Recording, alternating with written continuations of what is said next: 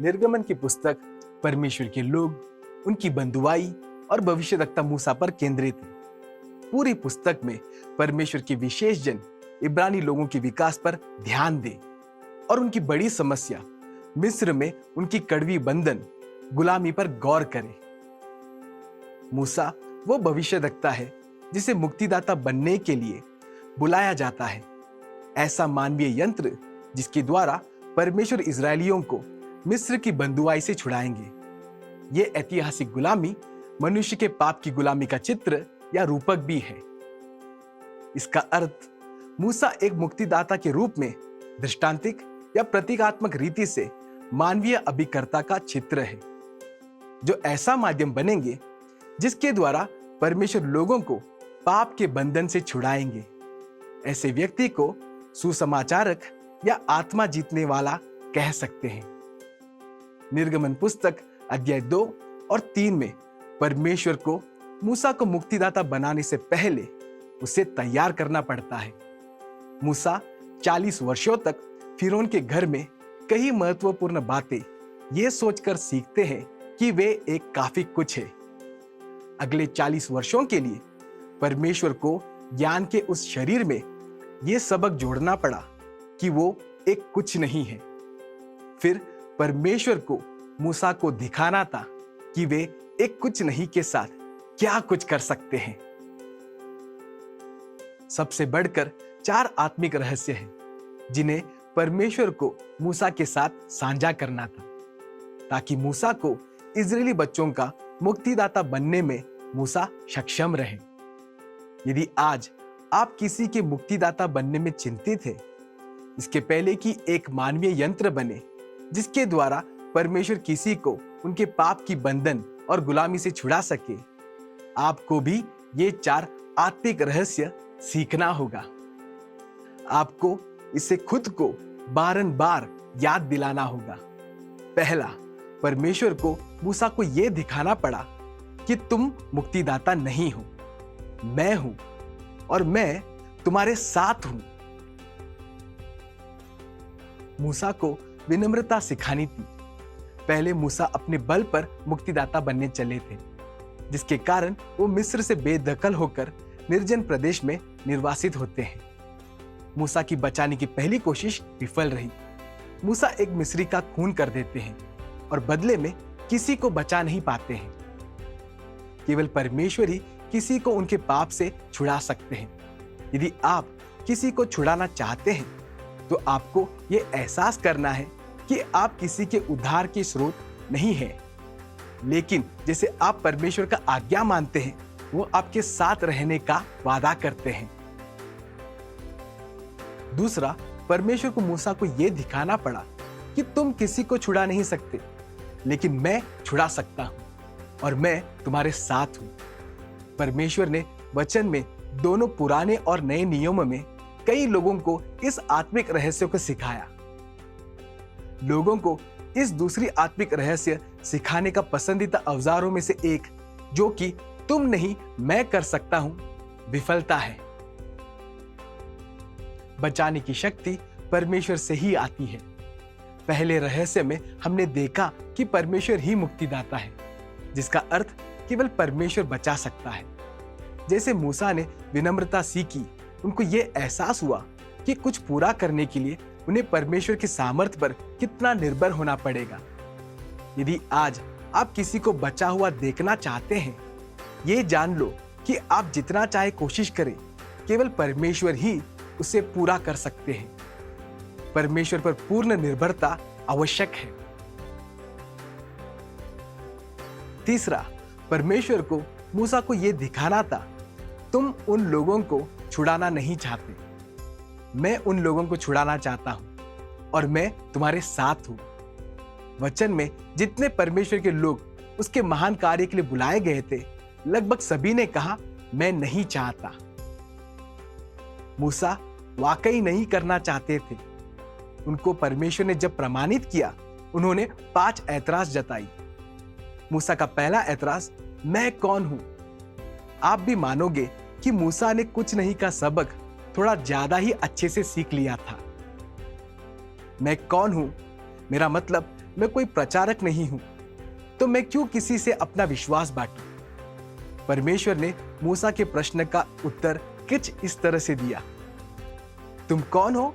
तुम वही हो जिसे मैंने चुना, और तुम्हारे पास मैं तुम्हारे साथ हूं। इसीलिए तुम हो। तुम मेरा यंत्र हो और मैं अद्भुत हूं। दूसरा, मूसा ने यह ऐतराज जताया कि वे मुझसे प्रश्न पूछेंगे जिसका उत्तर मैं नहीं दे पाऊंगा।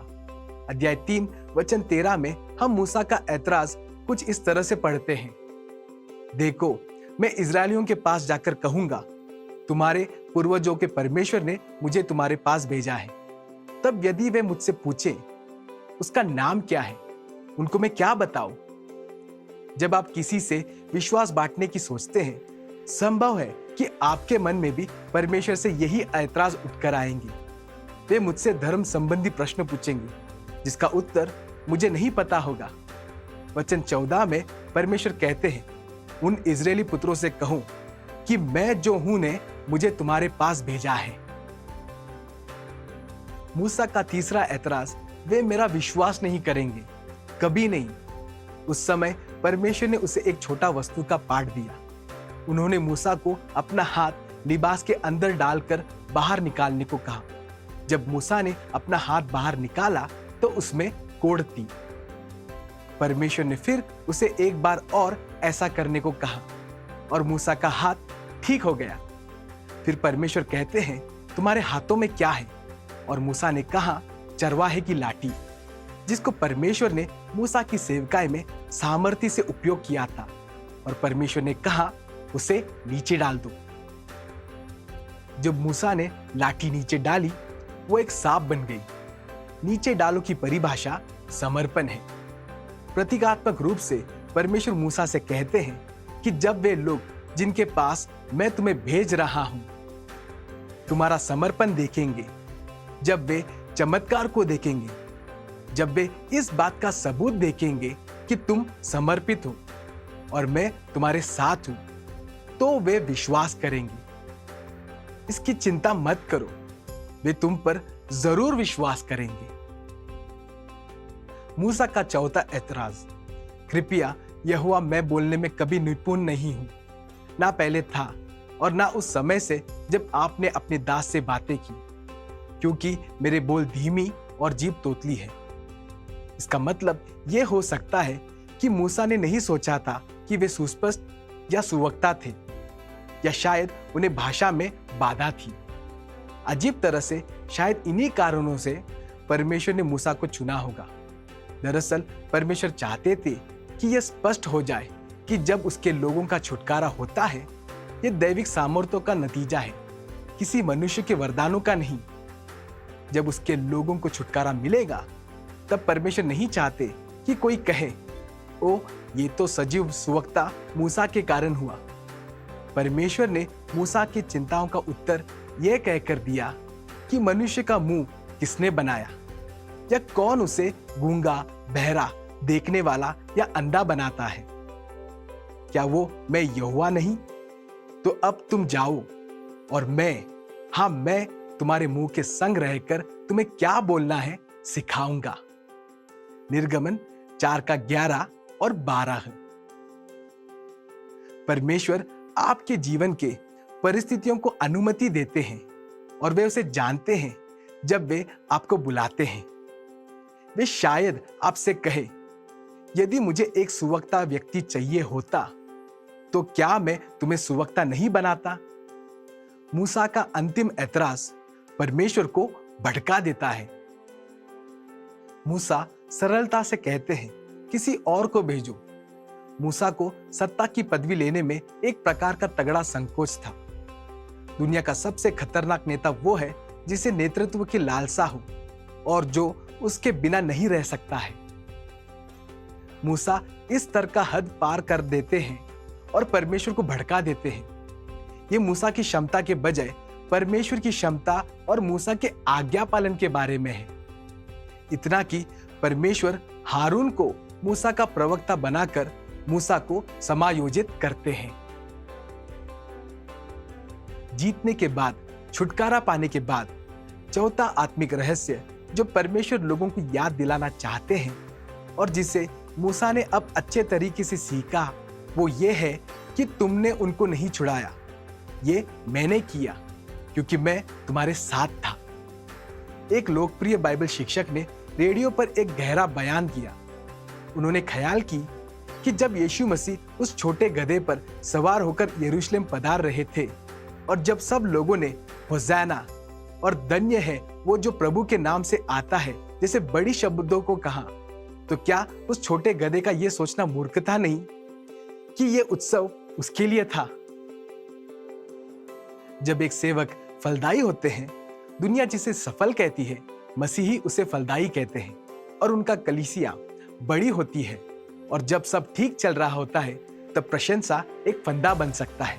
तब उन्हें उस गधे को याद करना है जिस पर यीशु मसीह सवार थे। सेवक वो गधा है, मुक्तिदाता नहीं।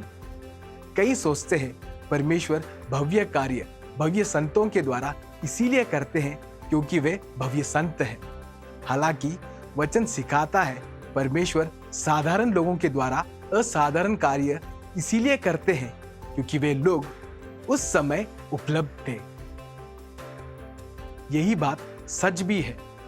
कुछ लोग ज्यादा सक्षम और कम उपलब्ध होते हैं, लेकिन कुछ लोग के पास कम क्षमता होती है पर ज्यादा उपलब्ध होते हैं। वचन चौथे आत्मिक रहस्य के शीर्षक में यह बताता है केवल आपकी क्षमता मायने नहीं रखती, परमेश्वर देखते हैं कि आप कितना उपलब्ध है। कुछ लोग टूटे पंख वाले पक्षी जैसे विश्वास में आते हैं। मत्ती 11:28 में यीशु ने कहा, सब थके और बोझ से दबे हुए लोगों मेरे पास आओ, मैं तुम्हें विश्राम दूंगा। बहुत जब परमेश्वर के पास आते हैं तो दबे हुए होते हैं, उनका परेशानियों का बोझ उनके ऊपर होता है। परमेश्वर सेवकों और विश्वासियों को छुड़ाने के लिए बुलाते हैं। वो आपको ऐसा मानवीय यंत्र बनाना चाहते हैं जिसके द्वारा लोग छुड़ाए जाए। विश्वासी के रूप में ठीक से कार्य करने आपको इन रहस्यों को सीखना ही है।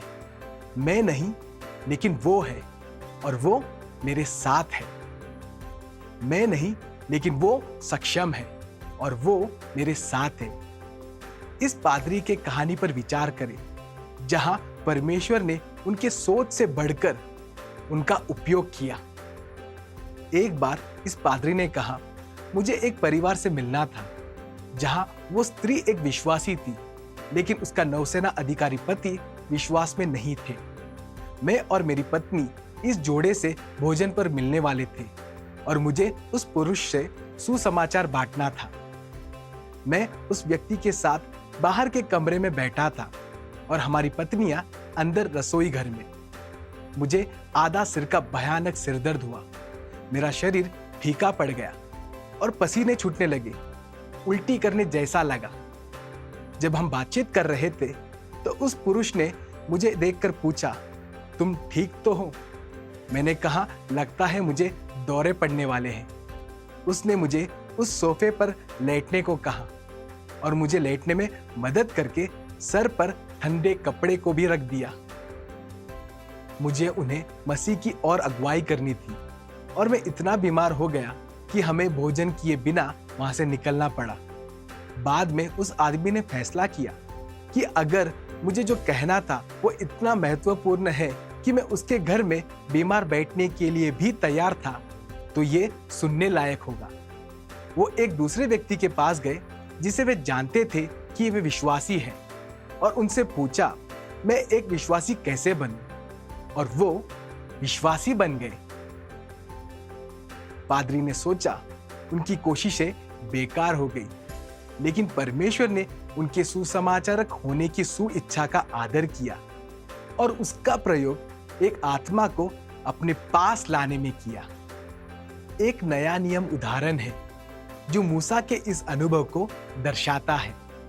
लूका 5 में हम यीशु द्वारा पतरस को यही 4 आत्मिक रहस्य सिखाने का उदाहरण पढ़ते हैं।